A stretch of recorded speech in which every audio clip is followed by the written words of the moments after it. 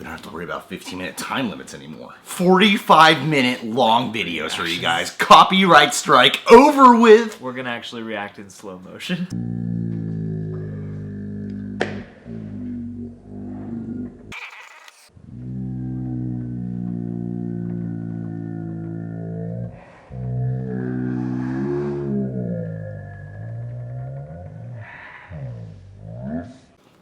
Now people are going to think we do fake reactions. I know.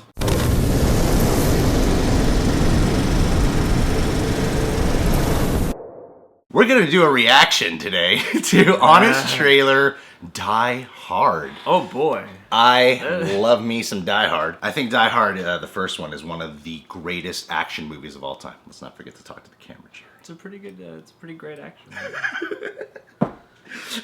It is a pretty great action movie. Well, it's so classic and so many movies have copied it. Maybe not the exact, like, this cop is in a building and... But, like, dude trapped in some place where he's got to fight on his own against, you know, a group of terrorists or something. Yeah. And it, like, you know, defined action genre a lot. It was very violent, especially for its time. Like, I watch it today and I'm like, when Han shoots that one guy in the head, and then Bruce Willis is, like, startled by that. Han is Enter the Dragon. Yeah. Hans Gruber. Hans Gruber shoots that one dude in the head. To this day, I'm like, it looks pretty brutal when it happens. And this was like decades ago. I love Honest Trailers. I think Honest Trailers, I watch very few channels really consistent. And Honest Trailers is, I don't like do a reaction review to every Honest Trailer. Yeah. But it was just Christmas. I mean, Die Hard is some people's favorite Christmas movie. And I feel like Honest Trailers is one of the very few channels that I watch like every one of their videos. You know, I like the Screen Junkies fights. I like everything they do. Enough introduction talk, people. It's because the copyright strike is over. We're just having so much fun not having to worry about time. That's handy. Die Hard! This holiday season, revisit the greatest Christmas movie ever made. Some ways, yeah. Kick off your shoes and join the party for a movie filled with amazing action, great heroes, fantastic villains, hilarious comedy, suspense, romance, excellent stunt work, a rich supporting cast, and awesome one-liners. Welcome to the party, pal! What, you thought we were gonna crap on Die Hard? The guy's tank top is in the Smithsonian, for crying out loud. I didn't know that. In a decade where every action hero looks like an unstoppable roid monster, no one kicks more ass than the guy from Moonlighting who looks like your dad, John McClane. How you doing? He's a New York cop out of his element in Los Angeles. Hey! Led by Hans Gruber, one of the greatest movie villains of all time. Ladies and gentlemen. Which is even cooler when it's his very first movie. Well, seriously? Way to hit the ground running, Rickman. But McClane's not alone. Meet Reginald Val Johnson. Yeah! After he was the cop in Ghostbusters. But before he was the cop in Family Matters, yes! He was the cop in Die Hard. He may not have the best diet or the best judgment. I shot a kid. But he's the best there is when it comes to moral support. You just watch your ass and you'll make it out of there, you hear me? Lace up for a movie full of non-stop foot stuff. Make fists with your toes. Fists with your toes. That is either a foot fetish's wet dream, or their worst nightmare. Or a different, even weirder Tarantino-level foot fetish's dream. We are not here to judge. So experience the original masterpiece that inspired countless knockoffs like Die Hard on a bus, Die Hard in a tunnel, Die Hard on a mountain, Die Hard in the White House, Die Hard in the White House 2, Die Hard in a mall, Die Hard on a boat, Die Hard on this other boat, Die Hard in a rink, Die Hard on a train, Die Hard in a plane, Die Hard in another plane, Die Hard in the president's plane, Die Hard in a plane with snakes, and Die Hard but awful. Two-year contract on that phone.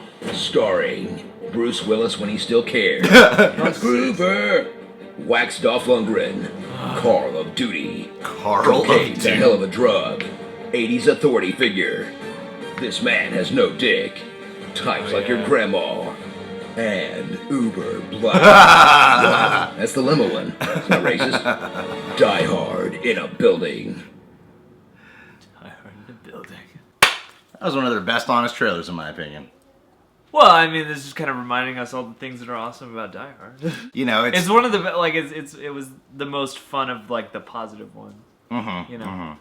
Yeah, because they found fun things to make fun of. Some stuff here was nitpicky, but Well, a this lot of it wasn't was just nitpicking jokes, you know? As much as like the humor came from like the stuff this movie did right that other movies tried Yeah, to do, or that was yeah. silly in other movies. I knew of a few films that came to mind. That honestly blew me away when I was like, wow, Yeah, there are yeah. so many films that So did many do like, it. one guy, you know, trapped in a place, you know, trying to fight terrorist movie. Dude, that's ridiculous. I seriously had no idea about that. Like, Yeah, I mean, I works. had no clue that it was like such a what's the word for when I'm like an outline for a movie, you know? Yeah, I mean that's part of the advice in Save the Cat is just take a well-known movie and put it in a different place, you know. Yeah. So Die Hard, they're just I'm like, doing that with all Oscar films, all like Best Picture winners. it's The Revenant, but on a train. It's The Departed, but But at the a real Catholic church. That would be strange. Yeah, it would be. I'm here to confess, you fucking homo. This is Homo. fun though. This made me want to watch Die Hard again. This did make me want to watch Die Hard again. I think Die Hard is such a brilliant film in a lot of ways, and one of my favorite comments was Bruce Willis when he cared. Well, yeah. Because he has admittedly said that he doesn't care. He has said that, like, that he's bored of doing action films and stuff. And Well, it maybe shows. you should do some other kind of film. He has, though. Like- he has done stuff. Like, he was on Broadway recently for Misery. And Really? Yeah, James James Caan's role that he was taking over for on the Broadway. So, and he's done like other movies that are pretty big where it's just acting primarily, like The Sixth Sense. But that was a while ago. Like, I wish now he would do something different because it's like he keeps signing on to do these Die Hard movies. I like, just feel, or he did Cop Out. Like, it just seems like his career was, because I saw this interview of Bruce Willis on Inside the Actors Studio that was in the 90s. yeah. And that's when he started saying, like, I want to start transitioning out of doing action films. I'm kind of done with it. This was in the 90s. Yeah. And he's like, I'm kind of done with the action genre. I want to do some real work, because he comes from stage. Then he tried doing other stuff. It wasn't panning out as well as him doing action. So he got, like, kind of nudged into doing action again. Yeah. And now he's sick of it, and it seems like he hates his life, and he just does it for the money. He didn't sign on for Expendables 3. Really? Arguably, he still is the most respected one out of, like, a lot of that main cast. Jason Statham, too. Well, because he's still a draw in a different kind of way. Like, he could still surprise you.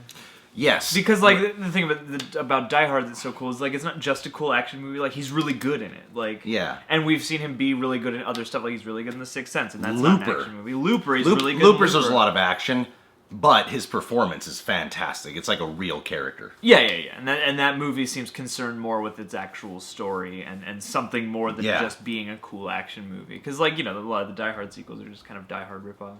Yeah, pretty much. Or at least the two recent ones. Like, there are things I liked about 2 and 3. You didn't like Live Free? Is that the fourth one? Yeah.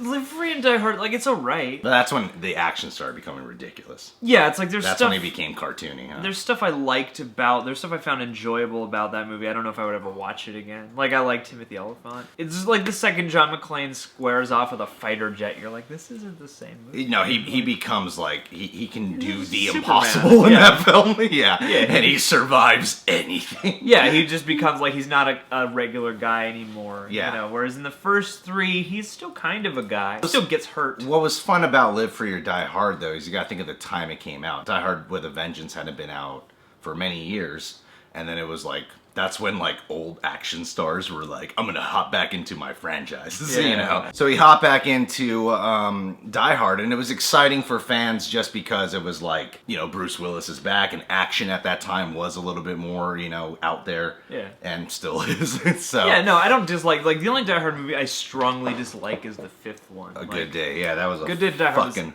horrible film. Like, I saw all the Die Hard, like, the first time I saw Die Hard, I saw all the Die Hards because you did a marathon, right? Yeah, we did it. I went with a friend of mine to the marathon at the AMC, and it was like 20 hours of John McClane, and it just, like, it started off awesome, and then it was okay, and then it got really sad at the end, because, like, Good Day to Die Hard is just such a depressing movie that it doesn't seem like anybody cared about. I feel like we could do another sequel and kind of ignore what happened. You know when they do that with sequels? Let's kind of ignore this sequel that happened. Yeah. You know, and I feel like they could do that with A Good Day to Die Hard. He's got to Sort care. of. He has to care. Like, you have to bring Bruce Willis back in a capacity where he will care, and you probably have to do a story that acknowledges the aging John McClane. You can't just have it be like, Dad, I want to be a Gennaro again. Like, you have to be... Yeah.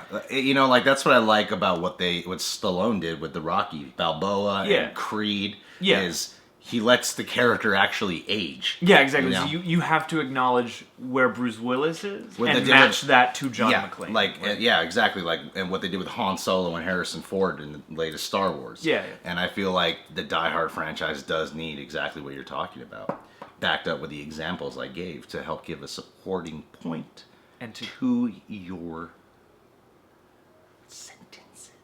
And together we have built a nice discussion. That's what we have done, people. I had no idea that Alan Rickman's first movie, like, clearly they show that he's done, like, TV series and stuff, but his first film, I feel like they wouldn't really give opportunities like that to actors nowadays for big fucking films. I don't know. I mean, maybe. Like, it's one of those things that happens every once in a while where maybe they just saw him and they're like, man, this guy's got something, let's do it. He's like, naturally terrifying. Alan Rickman, to me, is someone who's constantly, consistently scary. Even in Love, Actually. I'm just like, something about you just scares me, dude. You're like, I wouldn't necessarily want to bring a report to your desk. You know? I wouldn't be like terrified you'd do something. I just think you'd think I'm an idiot. Yeah, exactly. I don't want to end this video without talking about Reginald VelJohnson. Yeah. Yes. Family Matters was a show I really grew up on. Really? Oh, yeah. I had no idea. Oh, yeah. Don't you remember we were in Catholic school? There was a Catholic school that we grew up in, because we became altar servers eventually. Yeah, we did. It was a so we could go to, that way we could go to Magic Mountain. That's what they did for altar servers. They said, hey, you become an altar server, you get a free trip to Magic Mountain. You serve the Lord, and we will take you to experience this is your reward. But then a priest came in, took over, and he was like, we're going to cut that out. Luckily, we had already graduated from that Catholic school. I don't necessarily blame them. It gets kids serving for the wrong reason. But at school, one day they brought in the woman who taught Steve Urkel like dance moves for something he had to. You don't remember that? No. It was a choreographer, and everyone got excited because they thought Steve Urkel might actually be there, but he wasn't. Was this like a Wednesday? They were really expecting Julia White. Was this like a Wednesday assembly or something like that? Where we go to the auditorium? Yeah, go to the auditorium. Oh, okay. That stands out to me, that memory, because I loved Family Matters. Okay. And to see him play the same exact character, but in Die Hard. You'd like to think that maybe that's just what that cop did when he was actually at work. Yeah. You know what my fucking brother once did? What? My brother, at our Catholic school, every year the school/church has a festival. Yeah. And an actor showed up, this African-American actor, and I went up to him, my brother, I didn't know who he was at the time, I was like 6 years old. Realizing who it was many years later upsets the hell out of me. No, I think I remember this story, but I don't remember who it was. And my brother says, hey, go up to that guy and go, are you the guy from Family Matters? He had a crowd of people around him. Are you the cop from Family Matters? That's what he had me say. No. And there's a crowd of people around him, right? No. And I go up to this guy and I say, are you the cop from Family Matters? And he just goes, no.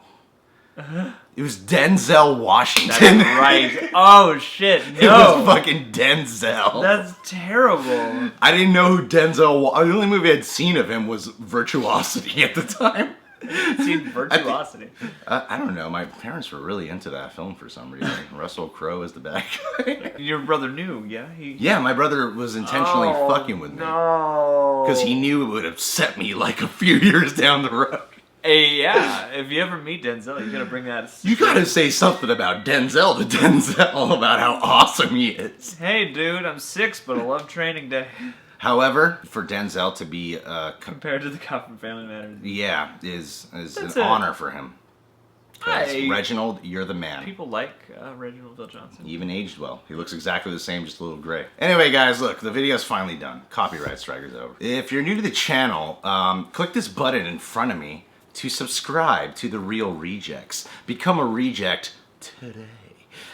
Reasons to Jerry, Dank ass Stubs on this channel. Reasons to Jerry's like his movie reviews and such, and videos that I started adding to your playlist, videos that you guest star in. Oh wow, thanks, man. Yeah, I would go through the whole list, but that's a lot of fucking videos that I'd have to look out for, then add to the playlist. It would take a lot of time. I'm glad to be on a lot It would of take a videos. lot of time. I'm glad to be on a lot of videos, because maybe by like 2018, people will know who I am. Reasons to Jerry. In case you guys don't remember, Jerry is actually the co-creator of The Real Rejects. I have been here a while. All the camera work, the lights I do, the editing, everything on this channel, learned how to do from him. He taught me how to edit. I mean, you've I've certainly... come many times. Good thing you pause after the word come. I don't think I made a Alley-oop? sex joke this whole time. Yeah, well done. Maybe I should show you my Vel Johnson. Huh? It's good though. That was good. It links to the rest of the video. Not bad. Dank ass Stubs podcast that he co-hosts with this dude named Aaron, and yeah, check it out immediately because Jerry's my best friend. Oh, thanks, buddy. And if you don't support my best friend, let's just say I will force you to blow me. Oh no! Just like one of my favorite Please actors, don't do that. who is also black. No. Remember that one movie? No. Come on, that black actor who forced that one guy to blow him. Oh yeah. Yeah, you know what I'm talking about. Yes, I do. It's more recent than I thought. Let's just say the last word of the title kind of rhymes with the word masturbate, except masturbate's 3 syllables. This word is 1 syllable. No, it's the movie Bait. No, dude. Sorry. It's Enemy of the State. Oh, duh. Yeah, of course. When Will Smith forces Gene Hackman